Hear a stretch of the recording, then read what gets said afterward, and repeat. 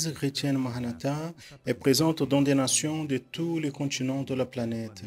Les églises des pays dans les trois Amériques, Europe, Afrique, Asie et Océanie, connectées par la même doctrine, par la direction du Saint-Esprit de Dieu et unies par la parole vivante.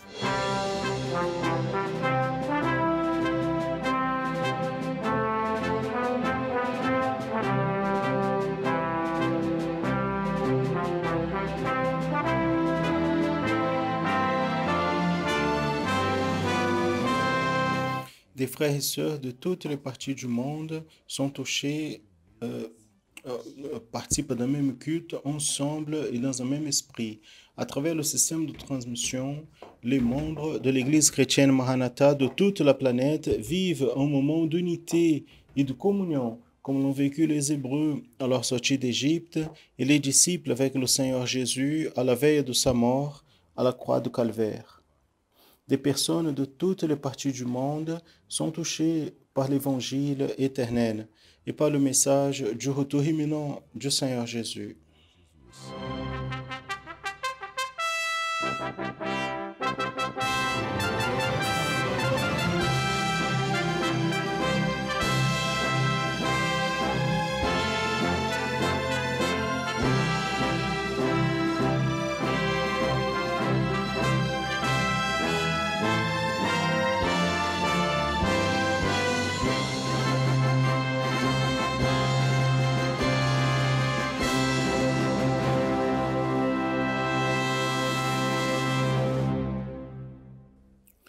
Je salue à tous dans la paix du Seigneur Jésus. Celle-ci est une édition de plus de la programmation en annonçant l'évangile éternel. Soyez bienvenus à la programmation d'aujourd'hui qui va présenter un contenu produit par l'Église chrétienne Maranatha, aussi qui est préparé avec tout le soin pour vous et pour toute votre famille. Quand nous regardons ce qui se passe dans le monde aujourd'hui, et on voit une série de signes qui attirent notre attention.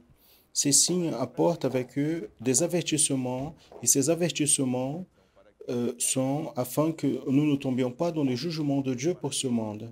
Chapitre 13 de l'évangile de Matthieu, les 7 paraboles connues comme les paraboles du royaume, et à travers les paraboles, le Seigneur Jésus nous alerte, nous avertit pour ces signes, avis et avertissements.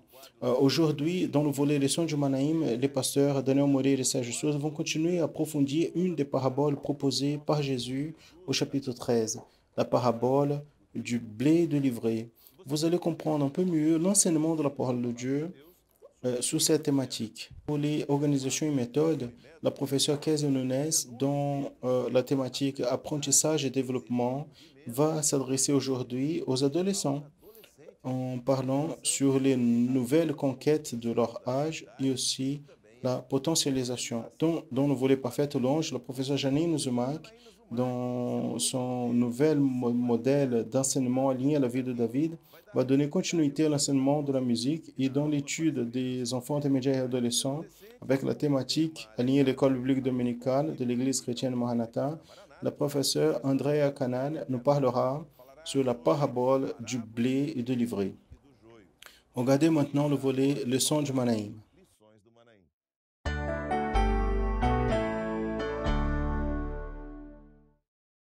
Voici la partie Leçons du Manaïm. Que Dieu bénisse à tous dans la paix du Seigneur Jésus. Pasteur Sergio, la paix du Seigneur. La paix du Seigneur, Pasteur Daniel, la paix du Seigneur à tous. Votre audience est une grande joie pour nous. L'objectif de cette programmation est d'apporter de manière séquentielle la doctrine révélée de la Bible, qui est la parole de Dieu. Afin d'interagir avec la programmation et nous envoyer un message, il suffit de pointer l'appareil photo de votre smartphone vers le code qui apparaît à l'écran. Nous allons citer quelques messages reçus dans la dernière semaine.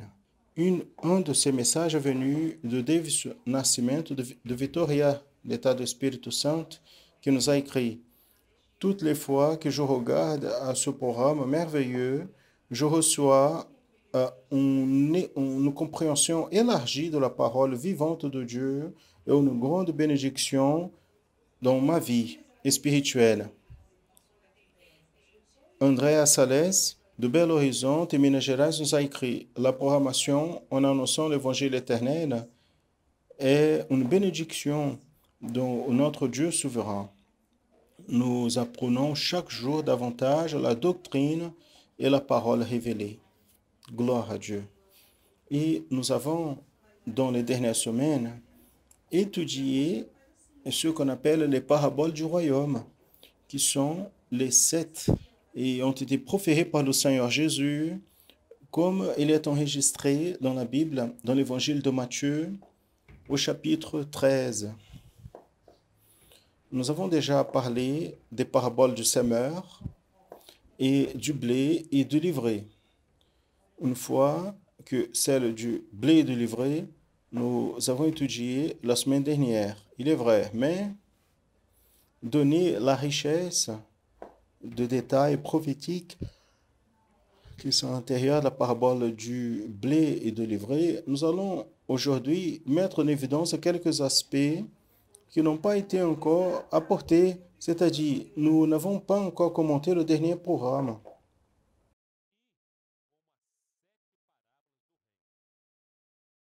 Comme cette parabole du royaume traite de bénédiction et jugement, il est fondamental qu'on apporte quelques informations historiques, actuelles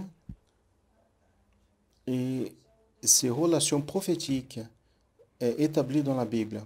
Même pourquoi nous sommes en train de vivre une période, la période prophétique, qui est marquée par des signes, des avertissements et des jugements qui sont sur le monde. Et ont beaucoup de visions sur plusieurs angles. Elles sont liées avec les 7 paraboles du royaume. Le Seigneur Jésus même a prophétisé à propos de ce moment final de l'Église fidèle ici dans ce monde. Cette période est appelée de temps du bientôt. Et Jésus a montré, selon est enregistré dans le texte biblique, qu'il y aurait des évidences incontestables du moment où il viendrait chercher son Église. Au Matthieu 24, 6, il parle sur des guerres et rumeurs de guerre. Mais le verset 7 continue et apporte d'autres aspects qui allaient attester Jésus, il est aux portes, comme des famines, des pestes et tremblements de terre. Et ces phénomènes, nous pouvons rajouter des incendies, des feux, des forêts, sont des faits qui se passent dans une intensité que avant on n'a jamais vue. Nous pouvons demander, ces faits et phénomènes prophétisés, ils se passent? Bien sûr que oui. On n'a jamais eu rien tellement tant si évident de ce qui est prophétisé sur le retour de Jésus, y compris la pandémie actuelle, qui est dans l'expression biblique une peste. Et nous n'avons pas, bien évidemment, aucune joie avec la souffrance de personnes, des familles, et aussi nous touche. Mais nous ne pouvons pas laisser de vérifier la prophétie, ce qui est enregistré dans la Bible, et reconnaître Jésus bientôt viendra. Ces prophéties proférées par le Seigneur Jésus se sont données quand il était dans le mont des Oliviers, dans la ville de Jérusalem. C'est vrai. Et nous pouvons voir ici une image géographique de cette région en approchant ici la ville de Jérusalem, le tracé de la route jusqu'à Jéricho. Ici, la mise en évidence, Daniel, vers le mont des Oliviers et le temple. Ici, c'est la vision déjà à partir du mont des Oliviers. naturellement, qui sont des images dans les jours actuels, le mont des Oliviers. Et ce sermon du Seigneur Jésus, les paraboles, s'est donné dans un moment très important, bien marqué dans l'histoire de l'humanité, dans la vie de l'Église, n'est-ce pas? Ça a été juste avant qu'il soit mis en prison, et crucifié et mort. Le sang versé à la croix. Mais il y a une promesse sur tous ceux qui, en croyant, en acceptant le Seigneur Jésus comme son sauveur et, en restant fidèle, et va persévérer jusqu'à la fin. La promesse dite par Jésus sera sauvé, ce salut de l'âme, la vie éternelle avec Dieu. Dans la parabole de blé et de livret, de manière très simple et directe, le Seigneur Jésus raconte que un homme avait un champ et on lui a semé la bonne semence de blé. Mais un ennemi est venu. Quand tous dormaient, il a semé le livret au milieu du blé. Les deux ont poussé ensemble, mais une pause ici. Dans la parabole de ce que nous sommes en train de parler, dans la parabole du blé et du livret, il est important de rappeler, de mettre en évidence.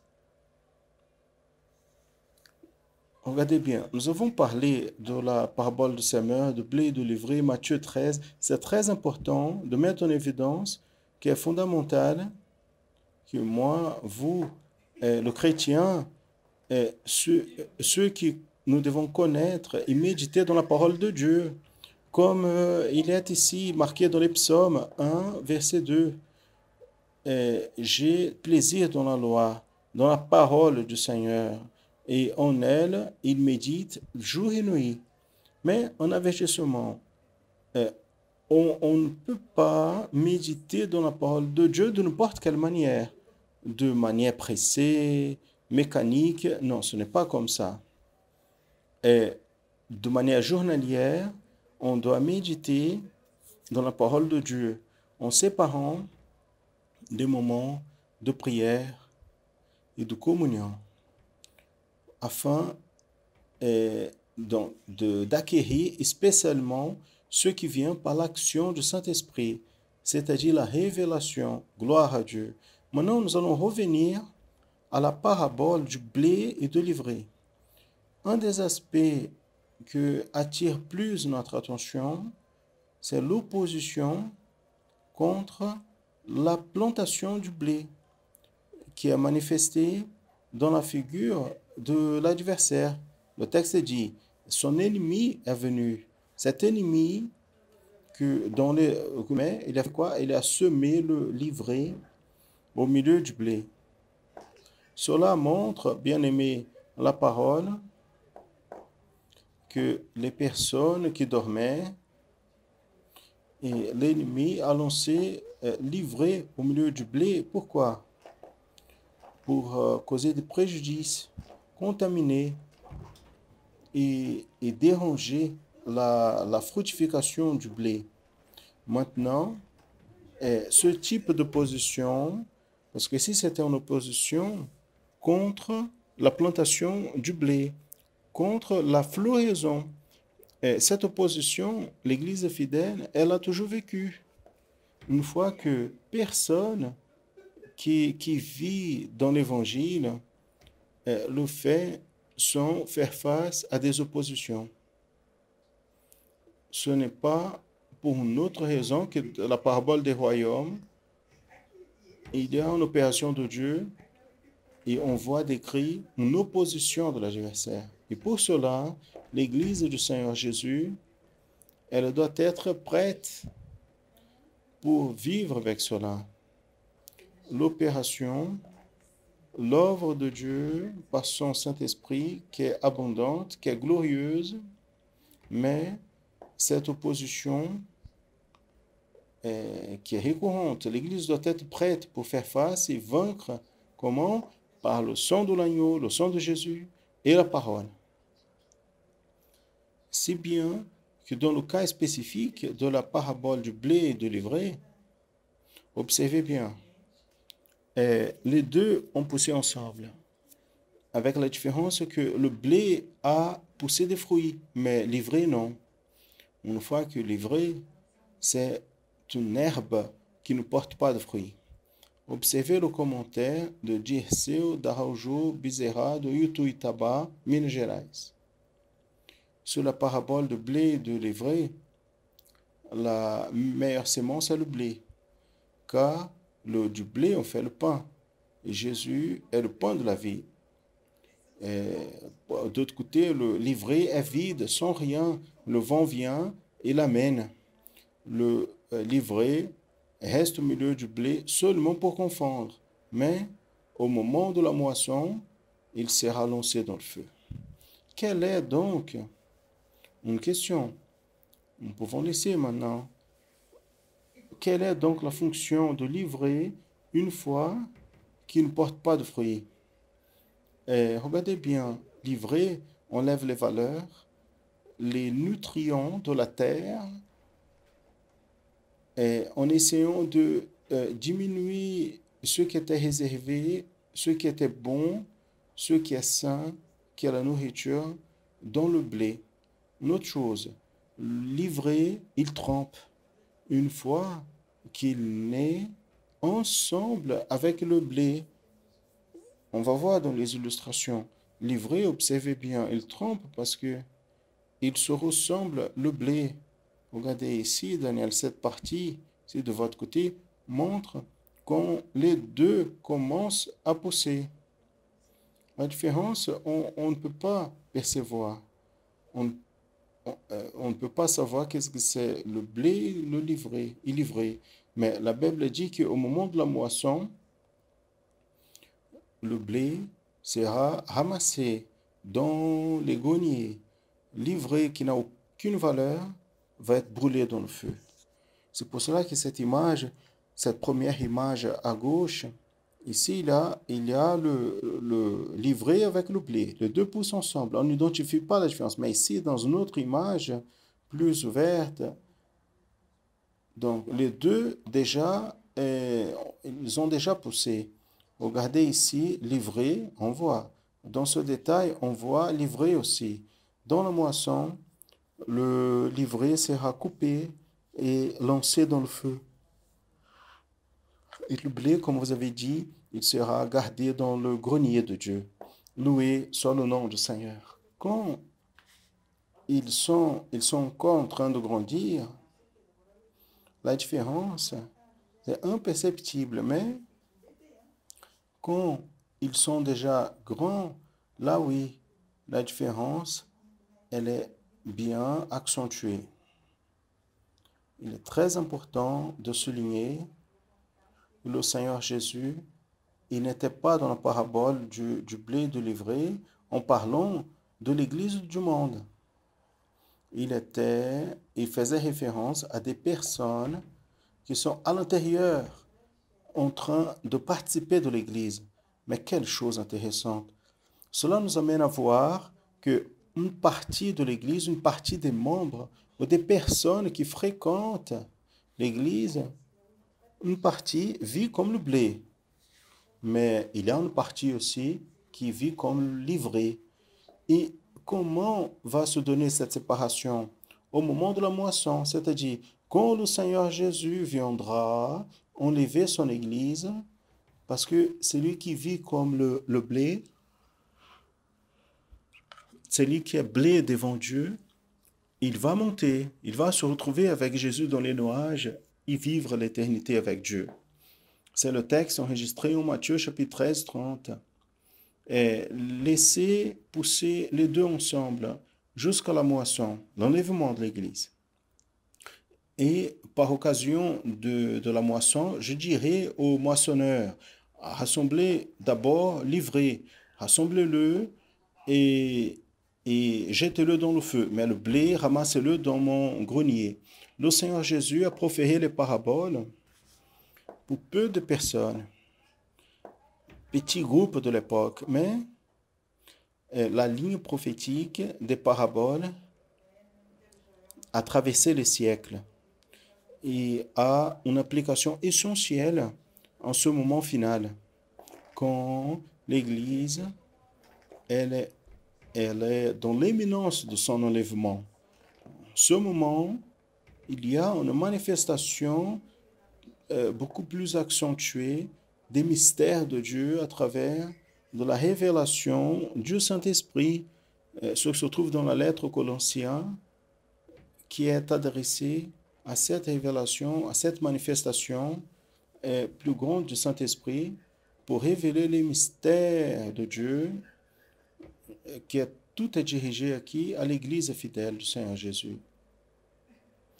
Il y a des personnes comme le blé livré, et tous sont des Bibles et sont en train d'entendre le même message. La différence est en entendre, accepter et vivre la parole vivante et révéler ce qui est fait seulement par celui qui est blé.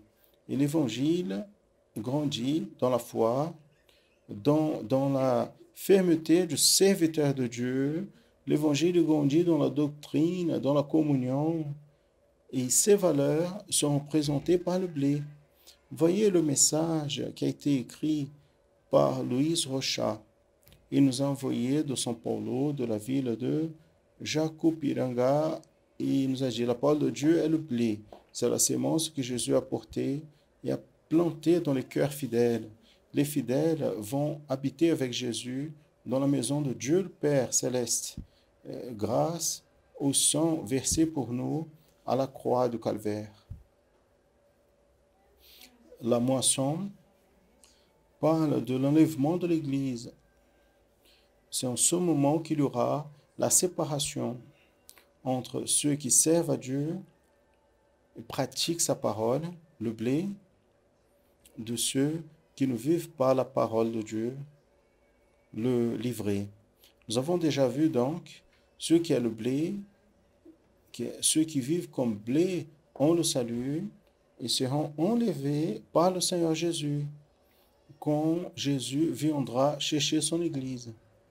Le blé, c'est le fruit, le résultat prospère du travail de la sémence fait par le Seigneur Jésus à travers sa parole, la parole qui est révélée par le Saint-Esprit.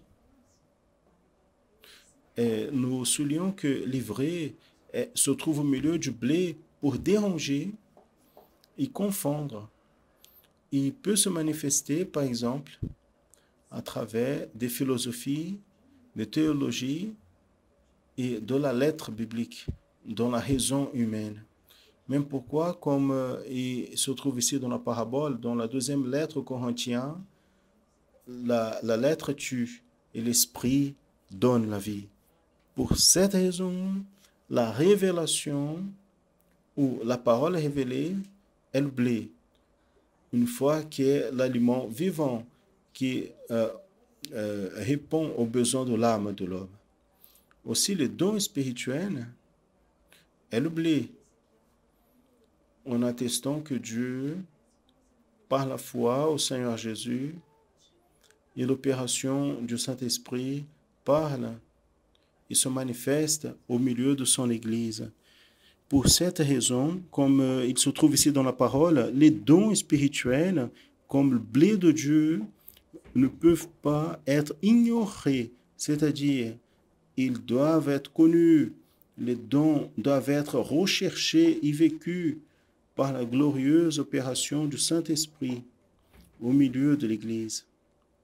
Une autre figure du blé au milieu de l'Église, c'est la prière par le sang de Jésus, la clameur par le sang de Jésus, établie comme un parallèle prophétique depuis l'Ancien Testament. La clameur par le sang de Jésus est un acte de contrition, de confession, de foi, de remise, qui se trouve dans la lettre aux Hébreux, chapitre 10. Audace, les frères, les chrétiens, pour entrer dans le sanctuaire c'est-à-dire dans l'intimité, dans la présence, dans la communion de Dieu. Comment? Par le sang de Jésus, par le nouveau et vivant chemin qu'il nous a consacré. La prière par le sang de Jésus permet aux chrétiens d'avoir accès à la présence de Dieu à travers du sacrifice fait par le Seigneur Jésus à la croix de Calvaire. Comme il est marqué dans le message envoyé par Laurent dans Aimorés, Minas Gerais. La clameur par le sang de Jésus apporte la délivrance, la paix, la joie et principalement le salut. Ainsi comme le blé est un aliment basique utilisé à des siècles pour le soutien de la vie physique, la clameur par le sang de Jésus est une doctrine fondamentale.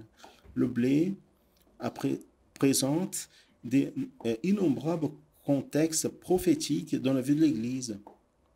Aujourd'hui, naturellement, à cause du temps qui est limité, nous avons cité trois de ces aspects essentiels. La parole révélée, les dons spirituels et la clameur par le sang de Jésus. Et nous avons vu, c'est un résumé dans le commentaire d'Adémir de Sainte Catharina. La parole révélée nourrit l'âme.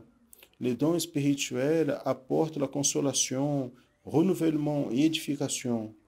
Nous entrons dans la présence de Dieu et dans la communion avec le Saint-Esprit à travers la prière par le sang de Jésus. Et pour résumer, quel résumé très bien fait. Les 7 paraboles du royaume enregistrées en Matthieu 13, compris par la révélation du Saint-Esprit, et ne laisse pas aucun doute que le royaume des cieux est très proche. Bientôt, le Seigneur Jésus reviendra pour chercher son Église. Donc, ceux qui sont en train de vivre comme blé, ils seront levés. Ceux qui portent des fruits, Maranatha, le Seigneur Jésus vient. Amen. Gloire à Dieu. Tout le contenu présenté dans ce volet a comme base le séminaire et l'école biblique dominicale de l'Église chrétienne Maranatha.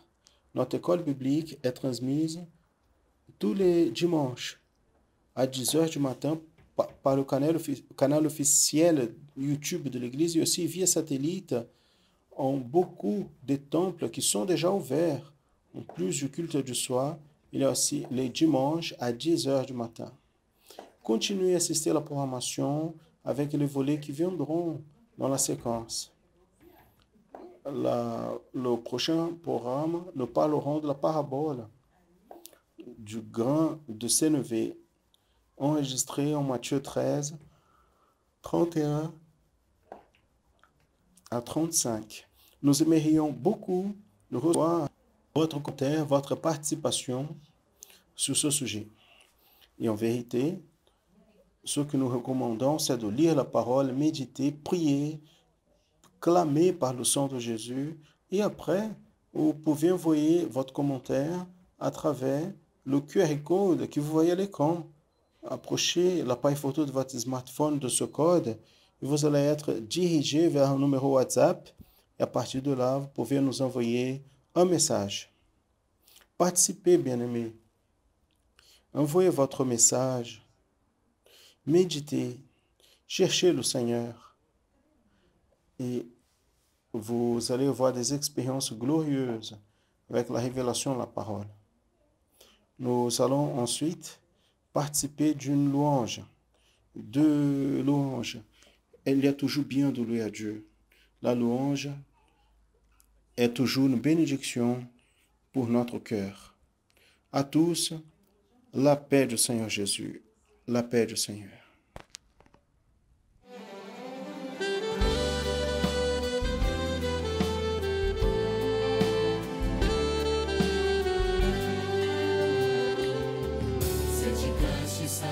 Espírito acendeu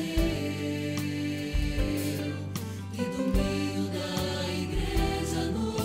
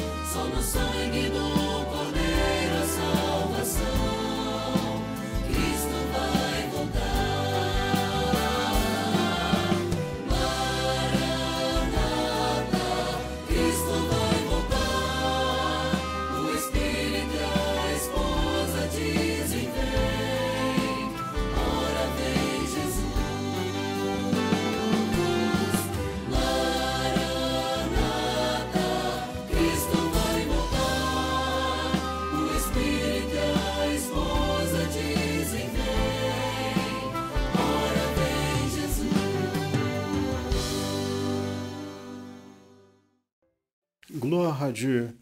Quand nous comprenons les enseignements du Seigneur Jésus, nous avons l'opportunité d'être prêts pour sa venue et l'enlèvement de l'Église. Maintenant, la conversation de la professeure Casey Nunes, dans le volet organisation et méthode, s'adresse aux adolescents. Elle va parler sur quelque chose de très important pour vous. Quelles sont les conquêtes que vous pouvez obtenir à votre âge? Comment faire afin que ces conquêtes soient encore plus grandes?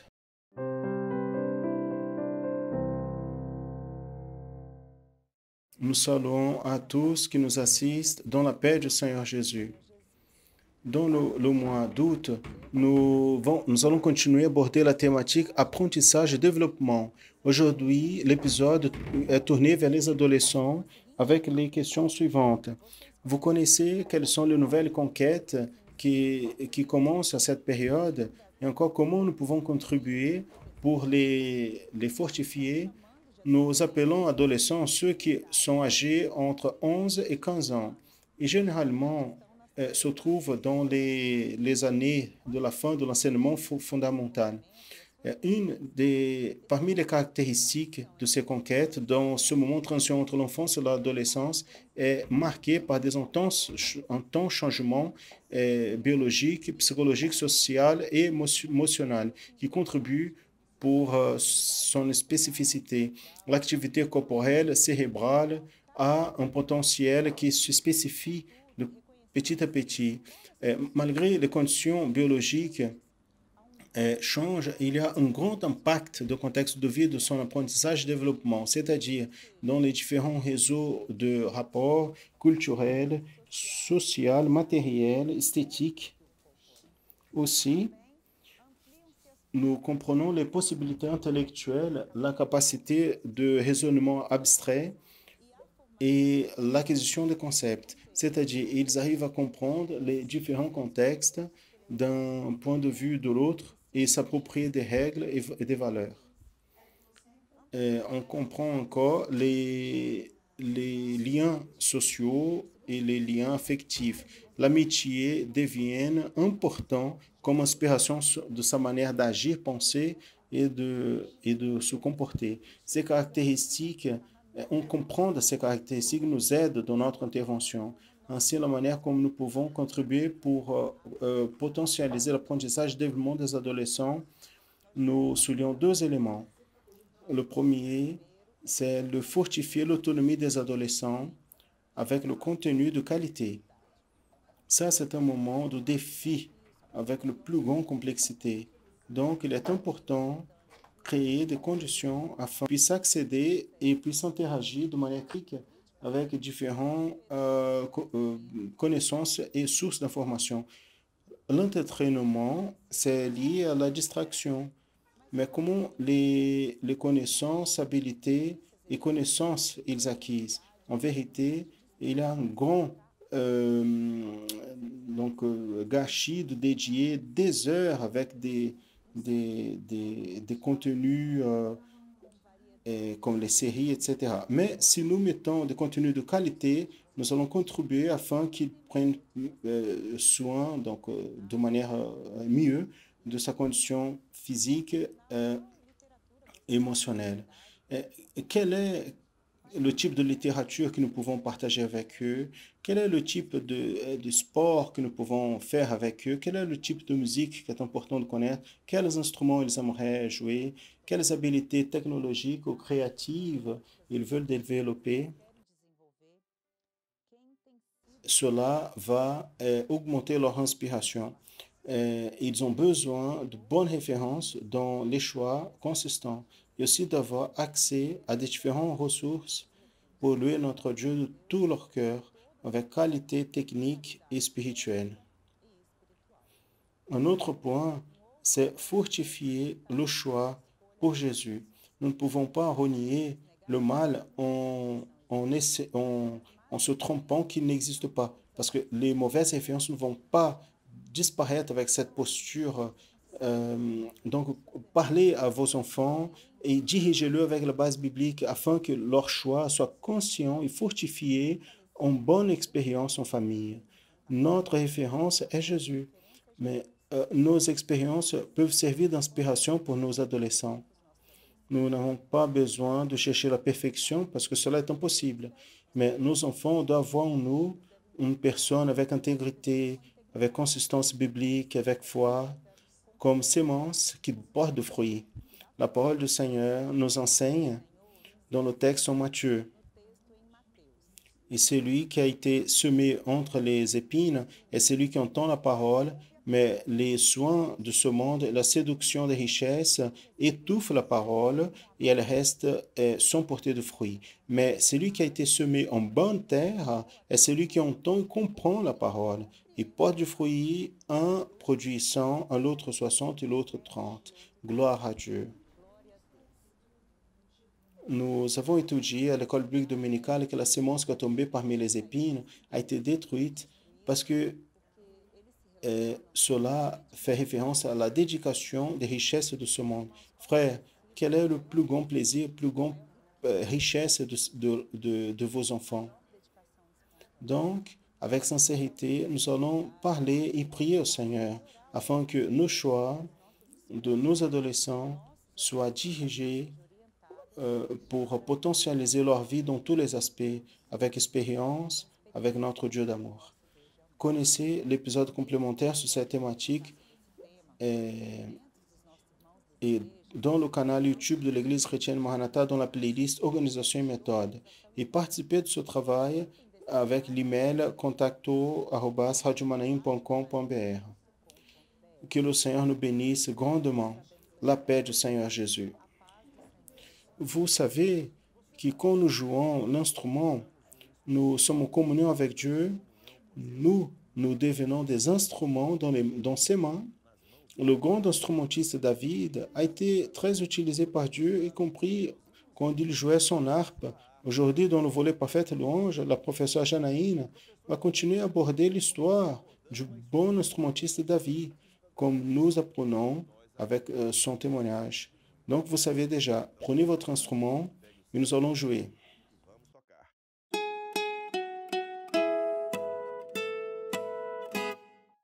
La paix du Seigneur à tous, spécialement nos bien-aimés enfants, intermédiaires et adolescents. Aujourd'hui, nous allons raconter l'expérience de l'adolescente Christina du groupe d'accessibilité de Itamaraju Bahia. Sa mère nous a témoigné qu'elle a un grand retard dans son développement neuropsychomotrice. Mais pour l'honneur et gloire du Seigneur Jésus, elle a appris à jouer la batterie et avec la louange, parfaite louange, elle a appris à jouer la mélodica. Et le Seigneur la rend capable car elle n'a aucune connaissance musicale. Loué soit le nom du Seigneur. Nous allons assister Christina et les autres participations.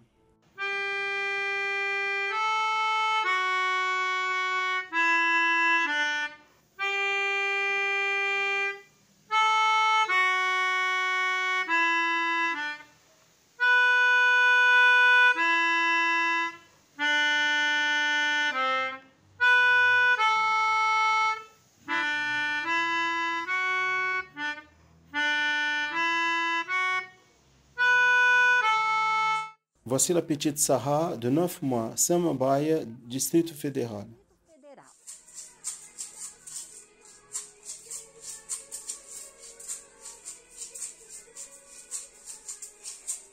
Voici la petite Elisa de Juatuba, Minas Gerais. Minas Gerais.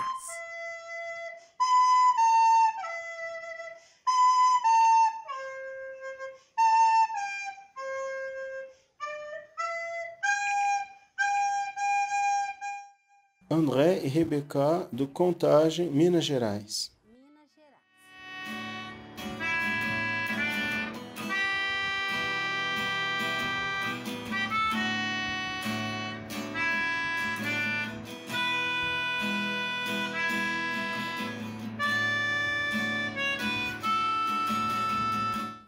Gloire à Dieu. Nous avons reçu une bénédiction avec les études du serviteur roi David. Nous allons continuer l'histoire en lisant le texte avec moi qui se trouve en 1 Samuel 16, 23. Et se passait que quand l'esprit mauvais de la part de Dieu venait sur Saül, David prenait son harpe et la jouait avec sa main. Alors, Saül sentait un soulagement et se trouvait mieux, et l'esprit mauvais s'enlevait de lui. Loué soit le Seigneur. Mais vous pensez que le pouvoir était dans l'harpe, sur l'instrument? Non, était dans la position de David. David jouait en adoration au Seigneur, au roi des rois. Il était simplement l'instrument dans les mains du Seigneur. Et le pouvoir du Seigneur, notre Dieu, c'est qui opérait, délivrait Saül de cet esprit mauvais. Donc, mes bien-aimés, afin d'être un bon instrumentiste, l'instrument dans les mains du Seigneur, nous devons être comme David. Nous allons nous rappeler de quelques-unes de ses qualités. Il était obéissant, il était le plus petit. Nous pouvons être utilisés à n'importe quel âge et rester dans le champ, dans l'église.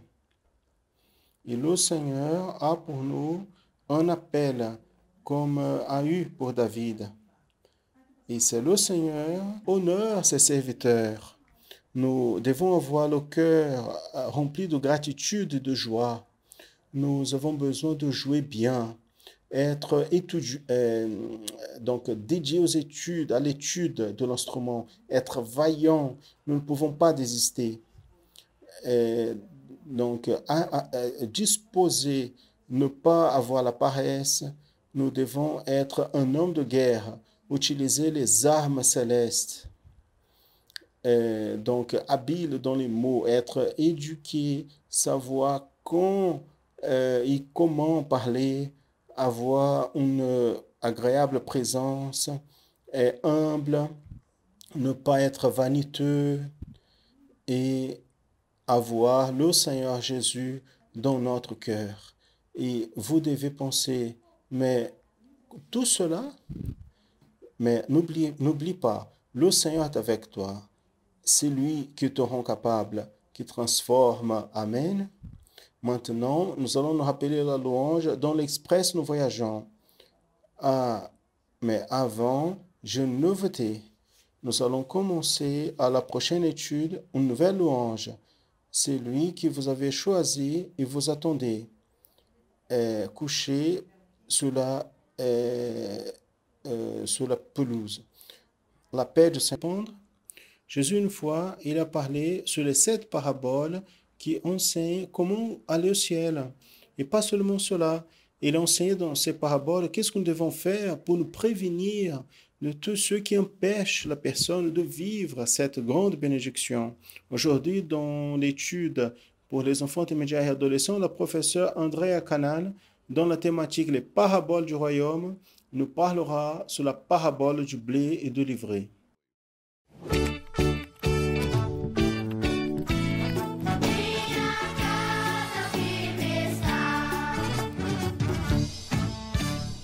Je salue à tous, spécialement les enfants intermédiaires et adolescents, dans la paix du Seigneur Jésus. Mes bien-aimés, quand le Seigneur Jésus est venu ici dans ce monde, il nous a laissé un enseignement précieux qui sont les paraboles du royaume. Mais de quel royaume Jésus parlait? Du royaume des cieux.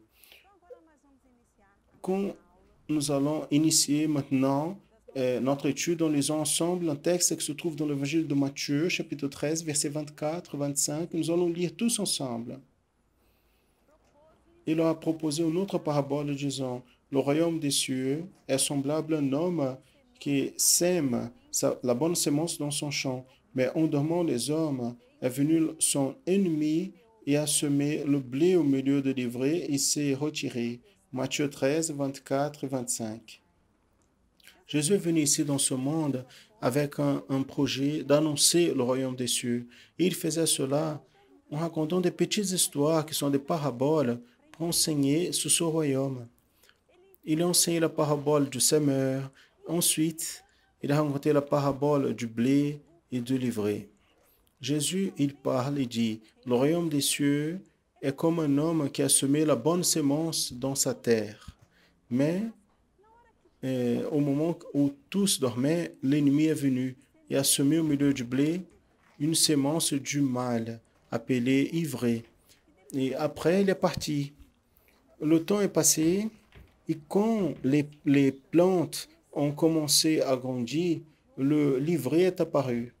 Et là, les travailleurs qui prenaient soin du champ ont vu l'ivraie, ils sont allés au père de la famille, propriétaire des terres, il